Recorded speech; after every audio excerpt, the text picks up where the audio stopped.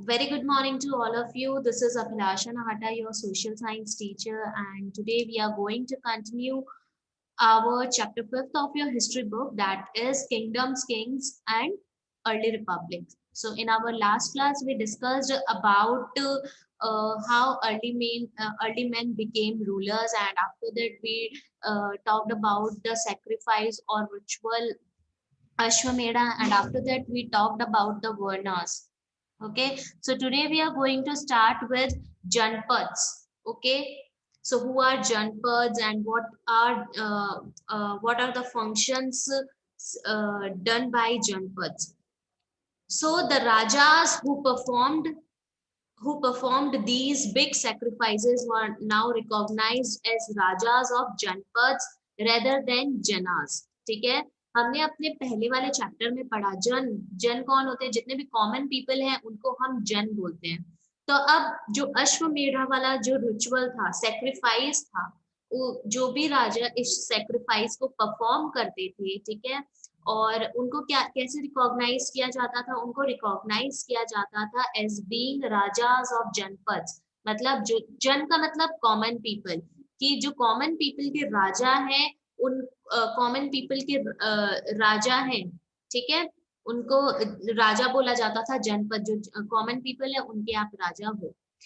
The word Janpad literally means the land where the Jana set its foot and settled down.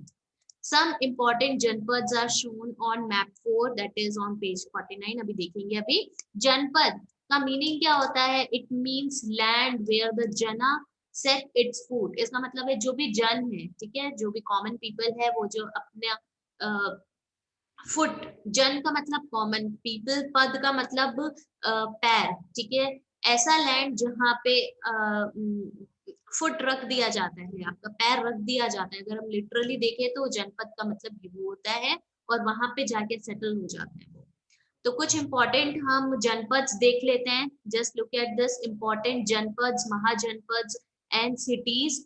तो कुछ important आपके जो जनपद हैं वो कौन कौन से हैं? देखिए, गंडारा हो गया, तक्षशिला हो गया, हस्तिनापुर हो गए, उज्जैन हो गया, ठीक है, कौशाम्बी, राजगढ़, मगध, ये सारे आपके कुछ इंपॉर्टेंट जनपद हैं।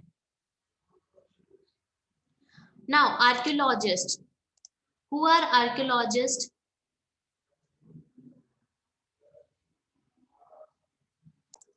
Archaeologists are the persons who study about the past, okay, study about the past and history by exhibiting different types of heritage sites, ठीक है, जैसे वॉल्स में से हो गया, जमीन के अंदर से हो गया, या आपके कोई ओल्ड स्टैच्यूज हैं उनको स्टडी करना, या ये सारी चीजें क्या करते हैं? ये सारी चीजों को स्टडी कौन करता है? जो पुराने फोर्ट्स हैं, पुरानी मूर्तियां हैं, इन सब के बारे में जो पढ़ते हैं, ठीक है, देखते हैं, स्टडी करते हैं, उनको हम आर्कियोलॉजिस्ट बोलते हैं। So archaeologists have excavated, मतलब find out a number of settlements in these जनपद such as पुराना किला in Delhi। अब जो आर्कियोलॉजिस्ट हैं उन्होंने बहुत सारे जनपद सेटलमेंट्स को फाउंड किया है, उन्होंने निकाला है, एक्सकेवेट किया है। उसमें से एक है पुराना किला इन दिल्ली। दिल्ली का जो पुराना किला है, कभी दिल्ली जाओ और मौका मिले पुराना किला घूमने का तो आप जाके आ सकते हो, ठीक है। पुराना किला इन दिल्ली, हस्तिनापुर नियर मेरठ, मेरठ के पास हस्तिनापुर है वहां पे, एंड अतरंजी खेरा, ठीक है, था उत्तर प्रदेश में के पास ही एक अतरंजी खेरा है, वो भी एक बहुत बड़ी जनपद साइट है। They found that people lived in huts, ठीक है। अब जो जनपद में जो लोग थे, पीपल थे, ठीक है, जो लोग रहते थे वो कहाँ रहते थे? हर्ट्स में रहते थे, झोपड़ियों में रहते थे। And kept cattle as well as other animals, ठीक है। जो कैटल्स कौन कौन है? कैटल्स में आपके काउ हो गया, sheep, dog, sorry, cow, sheep, bull, ये सारे जो एनिमल्स हैं आपके कैटल्स होते हैं। तो ये कौन कौन से एनिमल्स को रखते थे, कैटल्स को रखते थे, अदर एनिमल्स को भी क्या है अपने पास रखते थे। They also grew a variety of crops, crops भी ग्रो करते थे। कौन कौन से क्रॉप्स ग्रो करते थे, rice, wheat, barley, pulses, sugarcane, sesame, mustard, ये कुछ क्रॉप्स है जो वो क्या करते थे, ग्रो करते थे।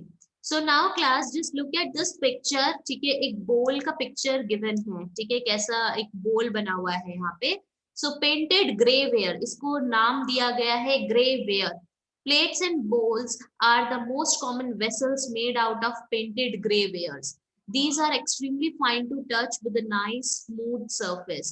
Perhaps these were used on special occasions for important people and to serve special food. ठीक है, जैसे कि आज के टाइम पे भी क्या है, अगर हमारे घर पे कोई गेस्ट आते हैं तो हम उनके लिए न्यू क्रॉकरीज निकालते हैं, ठीक है, या फिर हम हमारे घर में कोई फंक्शन है तो उस टाइम पे भी हम न्यू क्रॉकरीज या फिर कुछ ऐसे स्पेशल यूटेंसिल्स का यूज करते हैं उनको खाना सर्व करने के लिए। तो उस टाइम पे भी क्या है, ये जो grey ware, painted grey ware है, ठीक है, प्लेट्स और बोल्स जो थे ये इम्पोर्टेंट पेंटेड ग्रे वेयर्स थे जो बहुत ही स्मूथ थे, टच करने में बहुत सुंदर दिखते थे और उनका जो सरफेस है बहुत स्मूथ होता था, और इन्हें स्पेशल ओकेजन्स में खाना बनाने के लिए या फिर खाना सर्व करने के लिए यूज किया जाता था।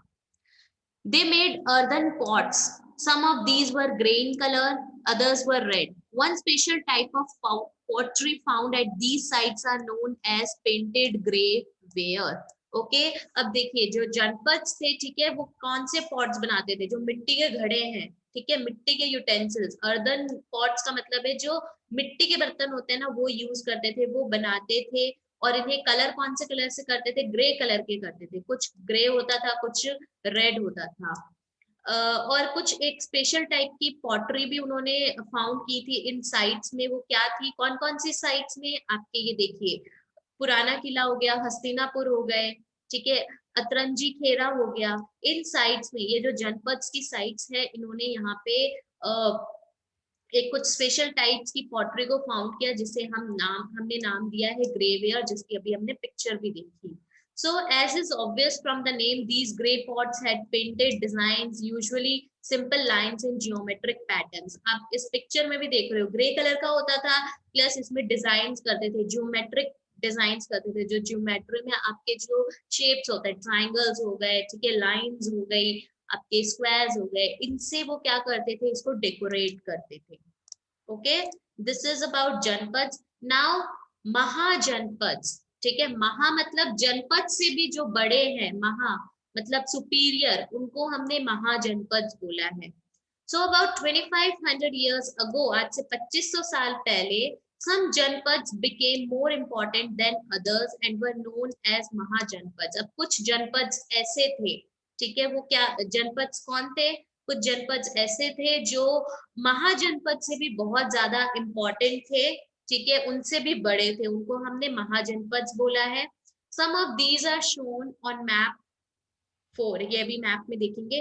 Most mahajanapada had a capital city, many of these were fortified। अब देखिए बहुत से जो महाजनपद होते थे, ठीक है, अब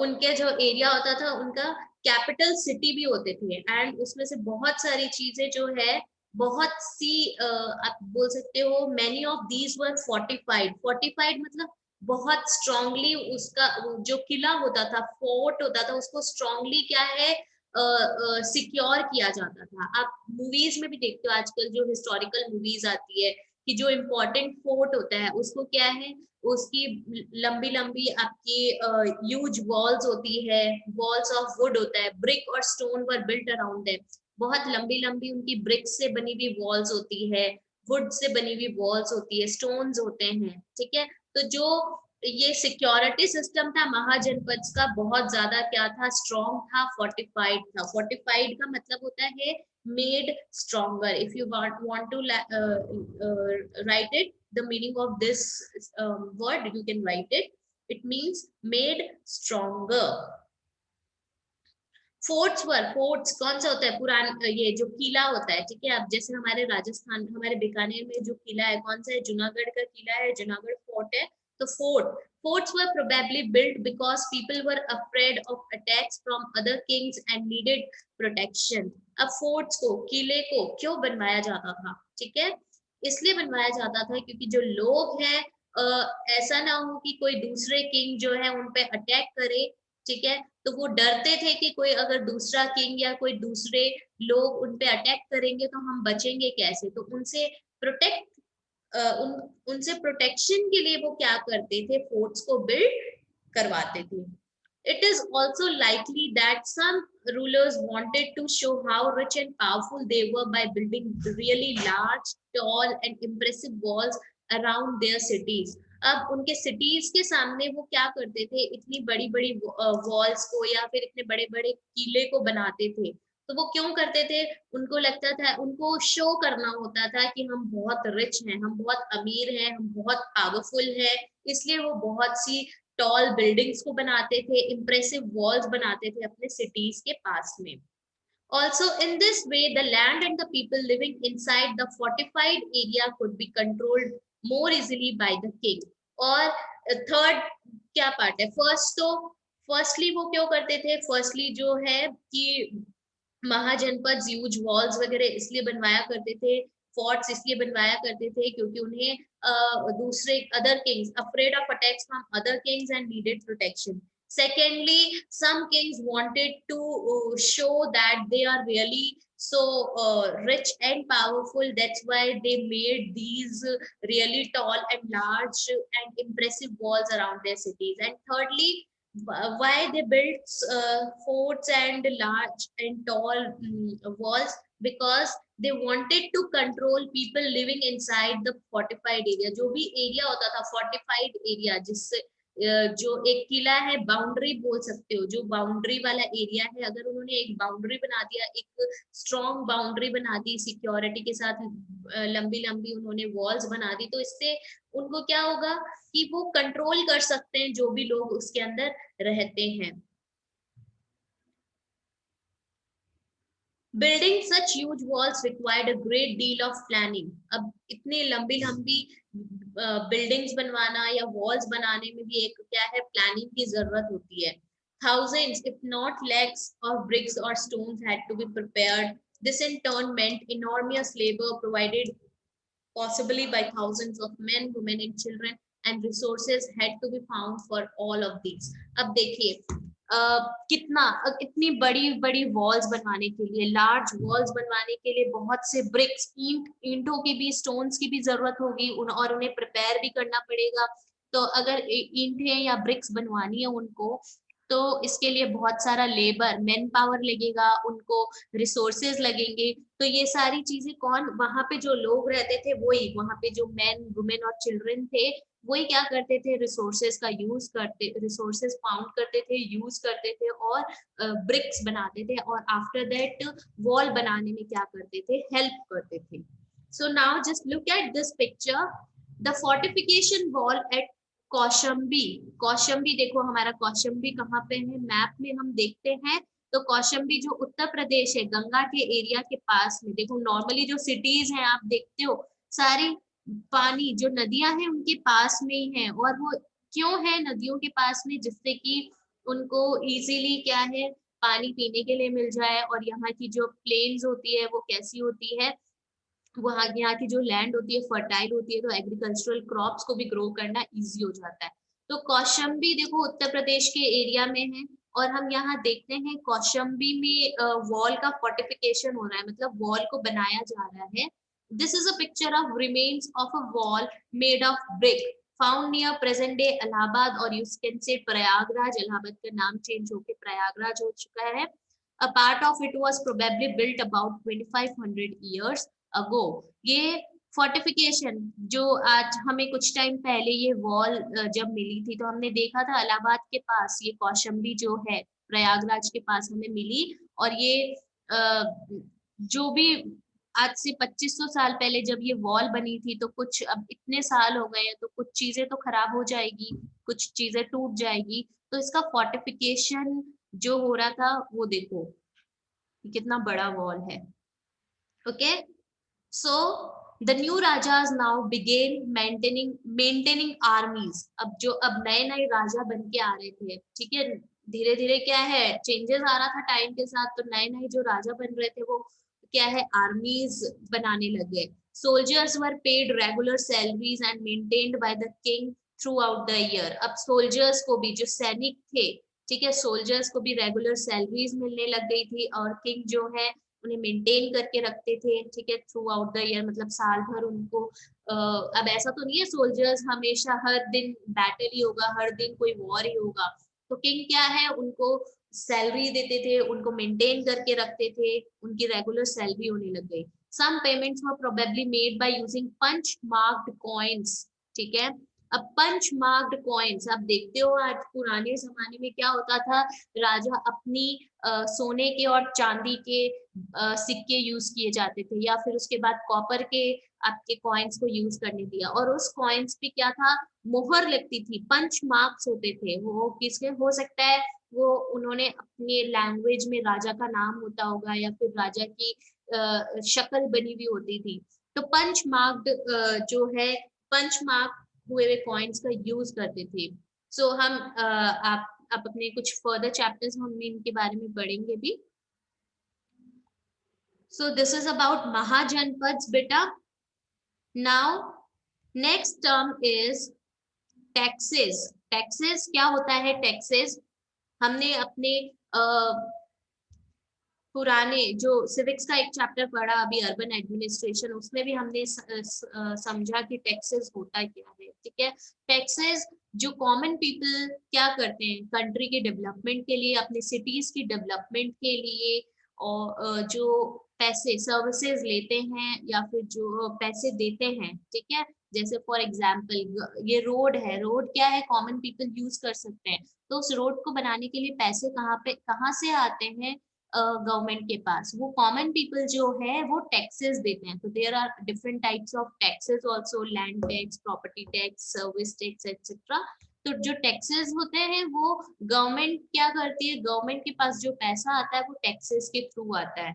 okay, so as the rulers of the mahajanapadas were building huge forts. अब महाजनपद क्या कर रहे थे, बहुत बड़े बड़े फोर्ट्स को बिल्ड कर रहे थे, मेंटेनिंग बिग आर्मीज, आर्मीज बहुत बड़ी बड़ी आर्मीज मेंटेन कर रहे थे। तो अब ह्यूज फोर्ट्स को बनाने के लिए और आर्मीज को मेंटेन करने के लिए अब उनको रिसोर्सेज की जरूरत पड़ेगी, ठीक है, मतलब रिसोर्सेज का मतलब गुड्स हो गया या फिर मनी समझ लो, मनी की जरूरत पड़ेगी। And they needed officials to collect these. अब कॉमन पीपल, ऐसा तो नहीं है कि राजा खुद जाएगा और या फिर कुछ और जाके सबसे पैसे कलेक्ट करेगा, टैक्स कलेक्ट करेगा, नहीं। तब ये कलेक्शन के लिए भी क्या है, राजा ने कुछ लोगों को अब ऑफिसर्स को रखना स्टार्ट कर दिया। So instead of depending on occasional gifts brought by people, as in the case of the Raja of the Janpads, they started collecting regular taxes. अब देखिए जनपद में क्या होता था, अब कॉमन पीपल जो थे या फिर शूद्र थे, वैश्य थे, वो राजा के लिए जो भी सेक्रीफाइस होता था उसके बाद राजा के लिए गिफ्ट्स लेकर आते थे। बट अब महाजनपद क्या है, अब उन्होंने बिग बिग आर्मीज मेंटेन करना स्टार्ट कर दिया, बड़े बड़े फोर्ट्स बनाना स्टार्ट कर दिया। अब इसके लिए अब इनको रिसोर्सेस चाहिए थे। तो अब जनपद तो ओकेजनल गिफ्ट्स में कभी कभी जो गिफ्ट्स मिलते थे उन पे डिपेंड रहते थे, बट अब क्या है महाजनपद ने क्या किया, रेगुलरली टैक्सेस कलेक्ट करना स्टार्ट कर दिया था। सो अब कुछ टाइप के टैक्सेस के कौन कौन से तरीके के वो टैक्सेस लेते थे। Taxes on crops were the most important. This was because most people were farmers. Usually, the tax was fixed at 1/6 of what was produced. This was known as bagha, bhaga or a share, bhag or a share. अब देखिए सबसे common tax जो था वो कौन सा tax था, वो था टैक्सेस ऑन क्रॉप्स। जो भी क्रॉप्स वो ग्रो करते थे, हमने देखा कौन कौन से क्रॉप्स नॉर्मली वो ग्रो करते थे, wheat, rice, sesame, barley, pulses, ये वाले कुछ क्रॉप्स थे जो वो ग्रो करते थे। तो क्रॉप्स पे जो टैक्स लगता था वो बहुत इंपॉर्टेंट था। And why, because most people were farmers. आज के टाइम पे भी बहुत सारे लोग फार्मर्स हैं, तो उस टाइम पे भी जो थे बहुत सारे लोग जो थे वो फार्मर्स थे। तो टैक्स कैसे फिक्स किया गया था कि फॉर एग्जाम्पल आपने 60 केजीज आपने वीट ग्रो किया है, तो उसमें से 10 केजीज वीट आपको क्या है, महाजनपद आपके राजा को देना पड़ेगा। 1/6 मतलब जो भी आपने प्रोड्यूस किया है उसका 6th पार्ट आपको, ठीक है। अब 1/6 पार्ट आपको किसको देना पड़ेगा, राजा को देना पड़ेगा, जितना भी प्रोड्यूस हुआ है। और इसको हम बोलते हैं भाग और अ शेयर, शेयर बोलते हैं या फिर भाग बोलते हैं। Secondly, there were taxes on craftsperson as well. These could have been in the form of labor. For example, a weaver or a smith may have had to work for a day every month for the king.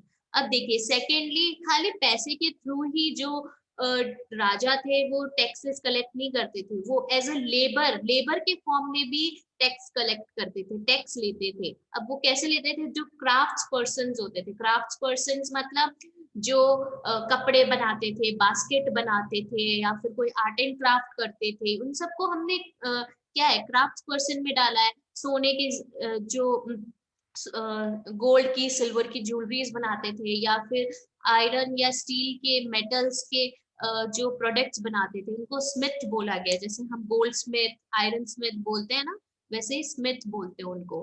तो एक example देखिए, जैसे कि कोई Weaver है, ठीक है, कपड़े बनाने वाला है, या फिर कोई स्मिथ है, ठीक है, गोल्ड स्मिथ है, उनको राजा के लिए पूरे दिन, हर महीने में एक दिन क्या करना होता था, काम करना होता था। तो इसके थ्रू भी फ्री में काम करना होता था, तो इसके थ्रू भी राजा क्या करता था, राजा टैक्स कलेक्ट करता था in the form of labour. Herders were also expected to pay taxes in the form of animals and animal produce. जो herders होते थे, जो एनिमल्स को चराते थे, ठीक है, एनिमल्स पालते थे, ठीक है, एनिमल्स, और तो जितने भी एनिमल्स के फॉर्म में या फिर जो भी एनिमल्स के थ्रू हमारा जो प्रोड्यूस हुआ है उसके फॉर्म में जो है हर्डर्स पे करते थे टैक्सेस, ठीक है। एनिमल्स एंड एनिमल प्रोड्यूस, जैसे कि for example sheep, goat, cows, ये सारी चीजें वो क्या कर रहे थे, पालते थे, उनको ग्रेस करवाते थे, तो कुछ एनिमल्स उनको राजा को दे देने पड़ते थे, या जो भी दूध या वूल जो भी प्रोड्यूस हो रहा था एनिमल से, वो उनको राजा को दे देना पड़ता था। Now, fourth is there were also taxes on goods that were bought and sold through trade. अब कुछ लोग बिजनेसमैन भी थे, ट्रेड करते थे, ट्रेड मतलब बिजनेस करना, ठीक है। तो जो लोग खरीदते और बेचते थे सामान, ठीक है, फॉर एग्जाम्पल जो आपके पॉटर्स होते थे, वो क्या करते थे, वो पॉट्स बनाते थे, बेचते थे, खरीदते थे। तो जो बेचते थे ना पॉट्स या खरीदते थे ट्रेड के थ्रू, जो भी बॉट एंड सोल, ये बाइंग एंड सेलिंग होती थी, उस उन लोगों से भी राजा जो थे टैक्स कलेक्ट करते थे। And hunters and gatherers also had to forest produce to the raja. अब जो हंटर्स एंड गैदरर्स थे, उस टाइम पे हंटिंग तो बहुत कॉमन था, ठीक है। जैसे कि किसी टाइगर को अगर हंट किया है, तो एनिमल, टाइगर की स्किन कितनी यूजफुल होती है, टाइगर की स्किन हो गई, आपके और भी एनिमल्स के स्किन को यूज किया करते थे, किस लिए यूज किया जाते करते थे, अलग अलग चीजें बनाने के लिए, कपड़े बनाने के लिए भी यूज किया जाता था।